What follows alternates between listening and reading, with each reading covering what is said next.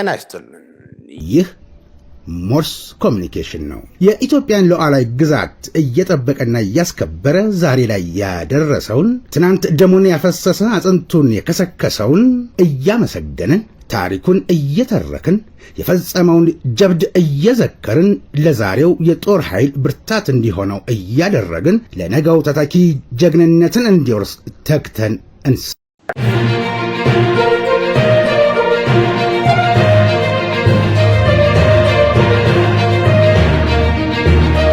ጤና ይስጥልኝ። ይህ በሞርስ ኮሚኒኬሽን ተዘጋጅቶ ሰኞ፣ ረቡዕ፣ አርብ ወደ እናንተ የሚደርሰው የሞርስ ዜና ሲሆን የዕለተ አርብ የሞርስ ዜና እነሆ ጀመረ።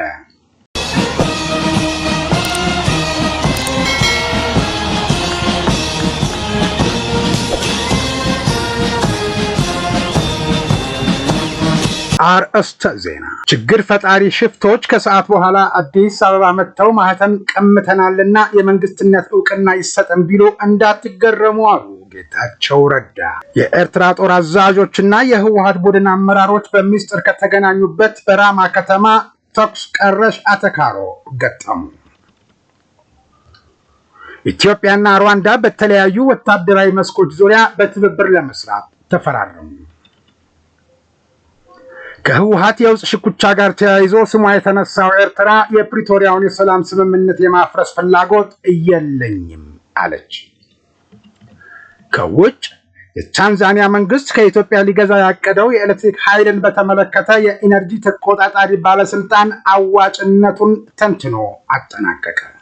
የኬንያው ፕሬዝዳንት ሩቶ ሾፌራቸው የውጭ ሀገር ዜጋ ገጭቶ ገደለ በሚል ተጠረጠረ።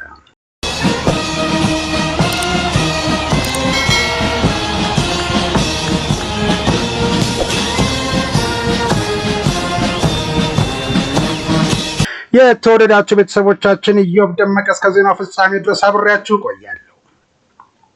ወደ ቀዳሚው ዜና አልፋለሁ። የኢትዮጵያ አየር መንገድ ለፕሬዝዳንት ታዬ አጽቀሥላሴ ዕውቅና ሰጠ። ፕሬዝዳንት ታዬ አጽቀሥላሴ አየር መንገዱ የተሰጣቸው ዕውቅና ተከትሎ የኢትዮጵያ አየር መንገድ የቦርድ አባላት፣ ዋና ስራ አስፈጻሚ እንዲሁም የማኔጅመንት አባላት ለሰጡኝ መልካም ዕውቅና ከልብ አመሰግናለሁ ብለዋል። ፕሬዝዳንት ታዬ አጽቀሥላሴ በማህበራዊ ትስስር ገጻቸው ባስተላለፉት በዚህ የምስጋና መልእክት የአየር መንገዱ የቦርድ አባል በመሆን ማገልገል አዲስ ተሞክሮ መሆኑን ገልጸው አየር መንገዱ በኢንዱስትሪ ዘርፍ መሪነቱን አጠናክሮ እንደሚቀጥል ተስፋ አለኝ ብለዋል።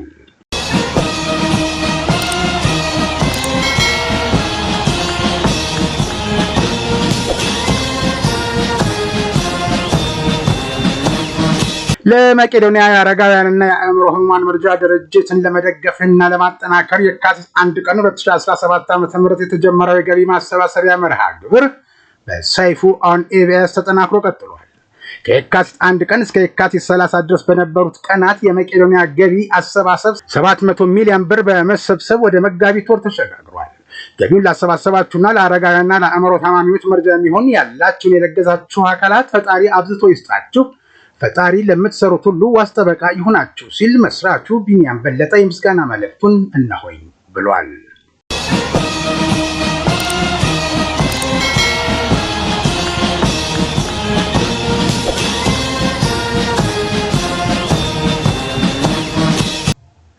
የመውጫ ፈተና ወስደው ለወደቁ ተማሪዎች ልዩ ዲፕሎማ ሊሰጥ ነው። የመውጫ ፈተና መስጠት ከተጀመረበት ሐምሌ 2015 ዓ.ም ጀምሮ ፈተናውን ወስደው ማለፍ ላልቻሉ ተፈታኞች ልዩ ዲፕሎማ ሊሰጥ መሆኑን ቲክቫ ሰምቻለሁ ብሏል። ፈተናውን ለወደቁ እጩ ተመራቂዎች ልዩ ዲፕሎማ ሰርተፊኬት በቅርቡ መሰጠት እንደሚጀምር የኢትዮጵያ ከፍተኛ ትምህርት ተቋማት ተማሪዎች ህብረት አረጋግጧል። ህብረቱ ከትምህርት ሚኒስቴር አመራሮች ጋር ያደረገውን ተከታታይ ውይይት ተከትሎ ውሳኔ ላይ መደረሱን ለቲክቫ ተናግሯል። ተማሪዎቹ ስራ እየሰሩ በማንኛውም ጊዜ መውጫ ፈተናውን በድጋሚ መውሰድ የሚችሉበት እድል ክፍት መሆኑንም ህብረቱ ገልጿል። ፈተናው ወስደው የሚያልፉ ተፈታኞች በስፔሻል ዲፕሎማው ምትክ ዲግሪ ይሰጣቸዋል ተብሏል። የስፔሻል ዲፕሎማው የደሞዝ ስኬል እንዲወጣለት ህብረቱ ከትምህርት ሚኒስቴር ጋር እየተወያየ ይገኛል።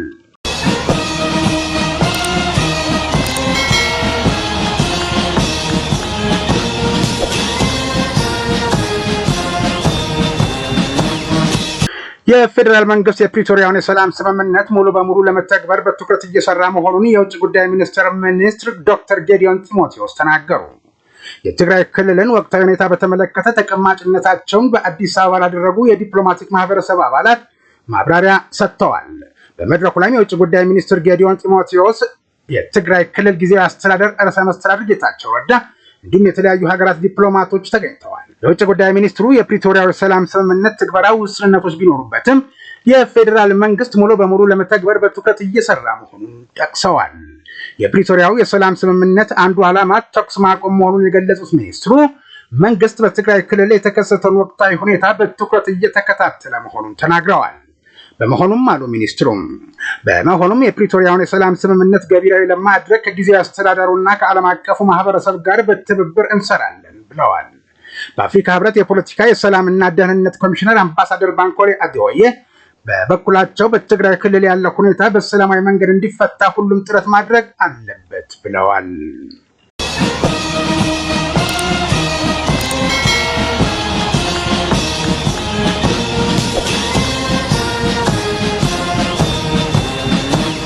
ዛሬ ሽፍቶች ከሰዓት በኋላ አዲስ አበባ መጥተው ማህተም ቀምተናልና የመንግስትነት እውቅና ይሰጠን ቢሉ እንዳትገረሙ ሲሉ አቶ ጌታቸው ረዳ መጋቢት 4 ቀን በሰጡት መግለጫ አስታወቁ።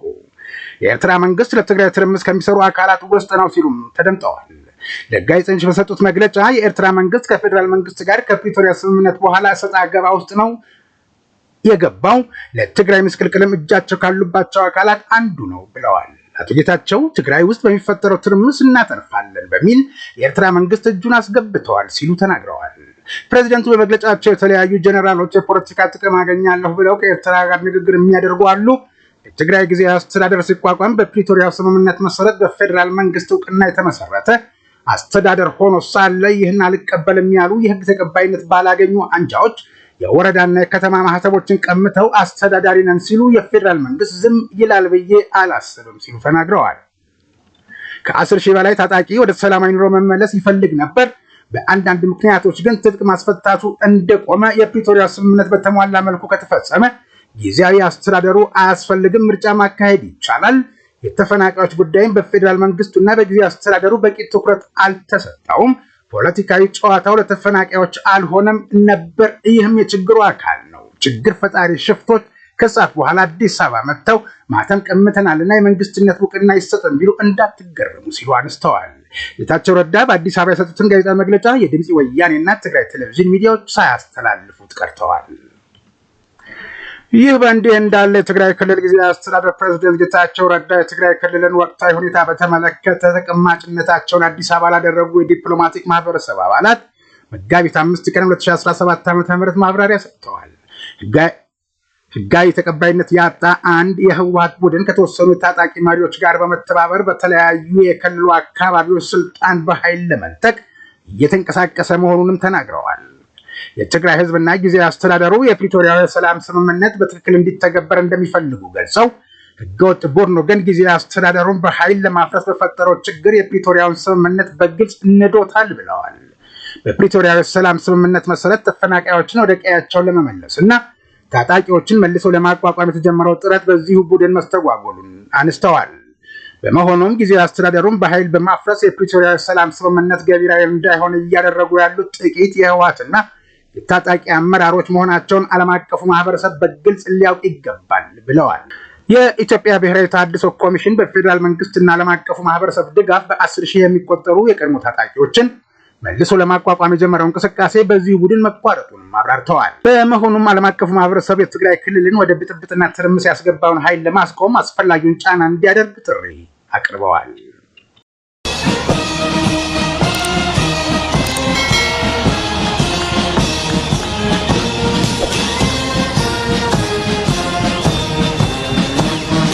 የኤርትራ ጦር አዛዦችና የህወሓት ቡድን አመራሮች በሚስጥር ከተገናኙበት በራማ ከተማ ተኩስ ቀረሽ አተካሮ ገጥመው እንደነበር የታመኑ ምንጮች ለሞርስ ዜና መረጃ አጋርተዋል። የሁለቱ አተካሮ ያለና ሊንቀሳቀስ የሚችል የኃይል ብዛትን በተመለከተ ቀድሞ የወያኔ ጀነራሎች ገልጸው የነበረው ቁጥር በመቶ ሺዎች እንደነበርና አሁን 250 ሺህ ቁጥር ቀንሰው መናገራቸው የፈጠረው ሁኔታ ነበር ተብሏል።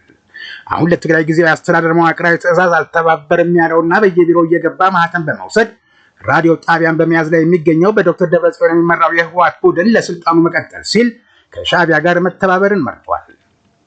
በዚህም መሰረት በተለያየ ጊዜ ከአንድም ሁለት ጊዜ በሚስጥር ከሻዕቢያ ወታደራዊ መኮንኖች ጋር ሲገናኝ መቆየቱንና የተለያዩ የትብብር ማዕቀፎች ላይ ከስምምነት መድረሱን ያመለከቱት ምንጮች በወቅቱ 270 ሺህ ሊንቀሳቀስ የሚችል ታጣቂ አለኝ ብሎ ተናግሮ የነበረ ቢሆንም በዚህ ሰሞን ራማ ከተማ ላይ በተደረገው ካለፈው የቀጠለ ምክክር ላይ ግን የታጣቂውን ብዛት 20 ሺህ ብሎ መግለጹ በሻዕቢያ ወታደራዊ መኮንኖች ዘንድ ብስጭትን ፈጥሯል ይላሉ።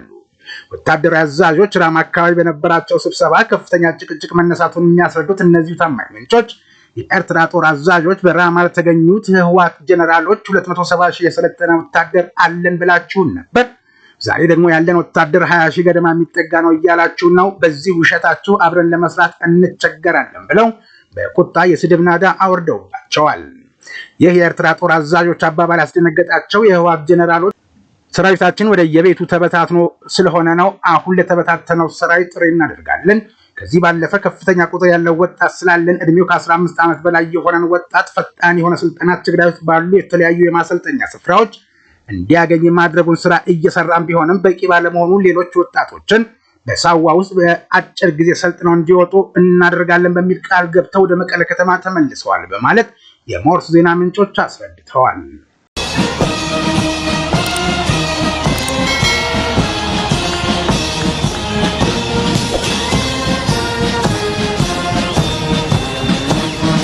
አዲስ አበባ ለመፍትሄ መሻት ጥሪ ተደርጎላቸው ነበር የተባሉት የህወሓት ቡድን መሪ ነኝ የሚሉትና የምርጫ ቦርድን መመሪያ አልቀበልም ያሉት ዶክተር ደብረጽዮን ገብረ ሚካኤል በመቀሌና አካባቢው እየፈጠሩት ካለው ሁከት ጋር በተያያዘ ላልመለስ አይችል ይሆናል ብለው ጥሪውን ባለመቀበላቸው የትግራይ ጊዜያዊ አስተዳደር የሰላምና የጸጥታ ቢሮ ኃላፊ ጀነራል ታደሰ ወረደ ማክሰኞ ከሰዓት በኋላ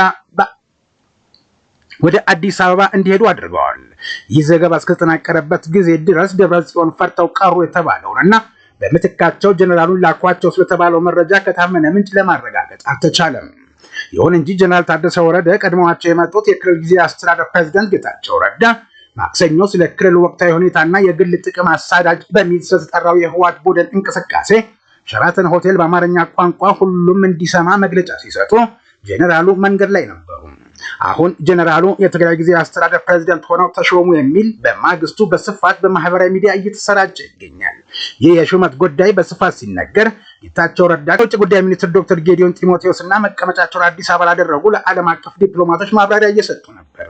ሳያውቁት የተፈጠረ ሹመት ስለመኖሩ የሞርስ ዜና ባደረገው ማጣራት የተሰራጨው መረጃ በእርግጥም በማህበራዊ ሚዲያ ላይ የተደረገ ሹምሽር እንጂ በገሃድ የተደረገ ባለመሆኑ ፍጹም ሐሰት መሆኑን አረጋግጧል።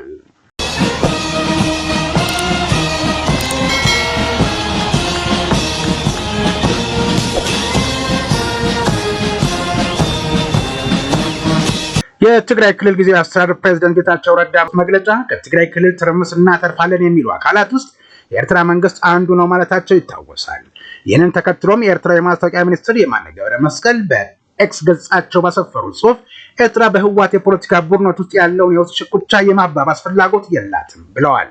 ምክንያቱም በህወሓት አመራሮች መካከል የተፈጠረው የውስጥ ሽኩቻ ማባባስ በትግራይ ህዝብ ላይ አላስፈላጊና ሊወገድ የማይችል ስቃይ የሚያስከትል በመሆኑ ነው ብለዋል። የማስታወቂያ ሚኒስትሩ የማነ አክለውም ከኤርትራ ጦር ጋር በተያያዘ ጦሩ አሁንም የትግራይ ክልል አካባቢዎች ውስጥ አለ በሚል በተወሰኑ አካላት የሚሰነዘረው ሀሳብ የሐሰት ውንጀላና ግጭት መቀስቀስ የፈለጉ አካላት የሚፈጥሩት ምክንያት ነው ብለዋል። የኤርትራ ጦር አባላት ሙሉ በሙሉ በሀገራቸው ሉዓላዊ ግዛት ውስጥ ተሰማርተው እንደሚገኙም ነው ሚኒስትሩ ያስታወቁት። ከቀይ ባህር ጋር በተያያዘም የኢትዮጵያ ፖለቲከኞች በየጊዜው የሚያወጡት ግጭት ቀስቃሽ መግለጫዎች አላስፈላጊና ውጥረት የሚያባብሱ ሆነው ቀጥለዋል ብለዋል ሚኒስትሩ የማነ ገብረ መስቀል። እንዲህ አይነት እንቅስቃሴዎች ያለምንም ማወላወል በጠንካራ ቃላት መወገዝ እንዳለበትም አሳስበዋል። ከትግራይ ክልል የፖለቲካ አለመረጋጋት ጋር ተያይዞ ኤርትራ ከሰሞኑ በተደጋጋሚ ሲነሳ ተስተውሏል።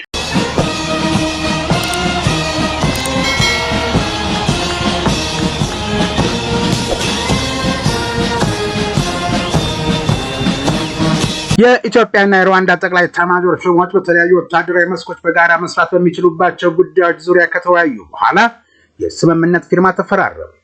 ኢትዮጵያና የሩዋንዳ ጠቅላይ ኤታማዦር ሹሞች በተለያዩ ወታደራዊ መስኮች በጋራ መስራት በሚችሉባቸው ጉዳዮች ከተወያዩ በኋላ ስምምነቱን በኢትዮጵያ በኩል የጦር ኃይሎች ጠቅላይ ኤታማዦር ሹም ፊልድ ማርሻል ብርሃኑ ጁላ፣ በሩዋንዳ በኩል ደግሞ የሩዋንዳ ጠቅላይ ኤታማዦር ሹም ጀነራል ሙባረክ ሙጋጋ ፈርመዋል።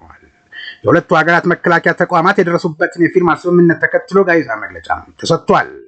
መከላከያ ውጭ ግንኙነትና ወታደራዊ ትብብር ዋና ዳይሬክተር ሜጀር ጀነራል ተሾመ ገመቹ በሰጡት ጋዜጣዊ መግለጫ ኢትዮጵያና ሩዋንዳ በልዩ ልዩ ወታደራዊ ጉዳዮች ዙሪያ ከዚህ በፊት ለረጅም ዓመታት ሲሰሩ መቆየታቸውን ጠቁመው ወደፊትም በመካከላቸው የነበረውን ትብብር የበለጠ አጠናክረው ለመስራት ከስምምነት ላይ መድረሳቸውን ገልጸዋል።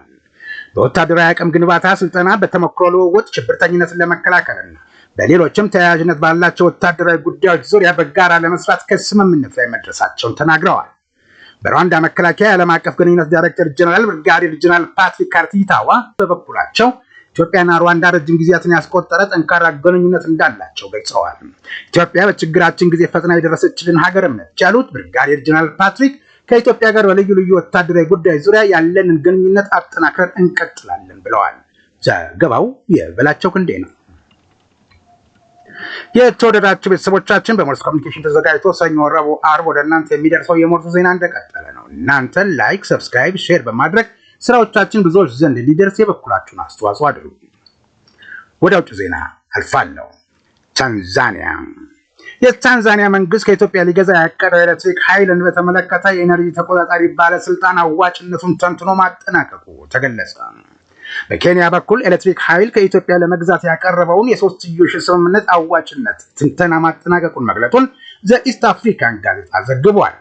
ተቆጣጣሪው ባለስልጣን የስምምነቱን ግምገማ በተያያዘው ወር እንደሚያጸድቅ ማስታወቁን ዘገባው አመልክቷል። ታንዛኒያ ኤሌክትሪክ ኃይሉን ማስገባት እንድትጀምር ጥያቄ እንደቀረበለት ተቆጣጣሪው ባለስልጣን ገልጦ ታንዛኒያ ከኢትዮጵያ 100 ሜጋዋት ኃይል ለመግዛት ከስምምነት ላይ መድረሷን አስታውሷል። ኬንያ እና ኢትዮጵያ ባለ 510 ኪሎ ሜትር ርዝማኔ ያለው የኃይል ማስተላለፊያ መስመር ዘርግተዋል።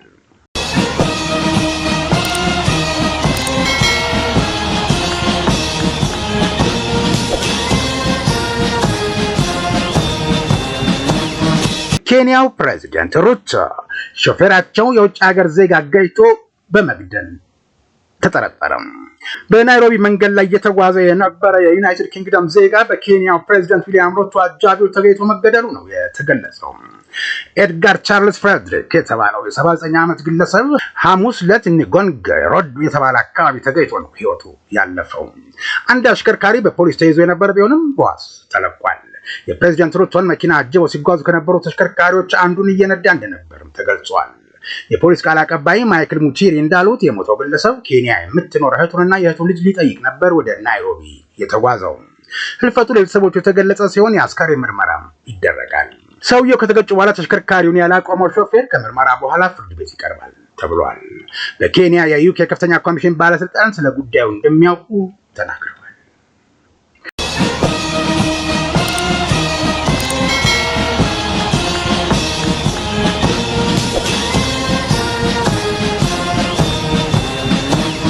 የተወደዳችሁ የሞርስ ኮሚኒኬሽን ቤተሰቦች ላይክ፣ ሰብስክራይብ፣ ሼር በማድረግ ሌሎች ቤተሰብ እንድናፈራ ስላደረጋችሁን እናመሰግናለን። አርዕስተ ዜናውን በድጋሚ እናስታውሳችሁ። ጌታቸው ረዳ ችግር ፈጣሪ ሽፍቶች ከሰዓት በኋላ አዲስ አበባ መጥተው ማህተም ቀምተናልና የመንግስትነት እውቅና ይሰጠን ቢሉ እንዳትገረሙ ስለማለታቸው፣ የኤርትራ ጦር አዛዦችና የህወሓት ቡድን አመራሮች በሚስጥር ከተገናኙበት በራማ ከተማ ተኩስ ቀረሻ ተካሮ መግጠማቸው፣ ኢትዮጵያና ሩዋንዳ በተለያዩ ወታደራዊ መስኮች ዙሪያ በትብብር ለመስራት መፈራረማቸው፣ ከህወሓት የውስጥ ሽኩቻ ጋር ተያይዞ ስሟ የተነሳው ኤርትራ የፕሪቶሪያውን የሰላም ስምምነት የማፍረስ ፍላጎት የለኝም ስለማለቷ ከአገር ውስጥ፣ ከውጭ የታንዛኒያ መንግስት ከኢትዮጵያ ሊገዛ ያቀደው የኤሌክትሪክ ኃይልን በተመለከተ የኢነርጂ ተቆጣጣሪ ባለስልጣን አዋጭነቱን ተንትኖ ማጠናቀቁን፣ ኬንያው ፕሬዝዳንት ሩቶ ሾፌር የውጭ ሀገር ዜጋ በመኪና ገጭቶ በመግደል መጠርጠሩን የተመለከቱ መረጃዎችን ወደ እናንተ ደረስን። ከዜናው ጋር ኢዮብ ደመቀ አብሬያችሁ ነበርኩ። በሞርስ ኮሚኒኬሽን ተዘጋጅቶ ሰኞ፣ ረቡዕ፣ ዓርብ ወደ እናንተ ሲደርስ የነበረው የዕለተ ዓርብ የሞርስ ዜና የእስካሁኑ ነበር። የፊታችን እሁድ በመደበኛው የሞርስ መሰናዶ እንዲሁም በማግስቱ ሰኞ በሞርስ ዜና በዚህ ሰዓት እንጠብቃቸዋለን። እስከዚያው ድረስ ጤና ይስጥልኝ።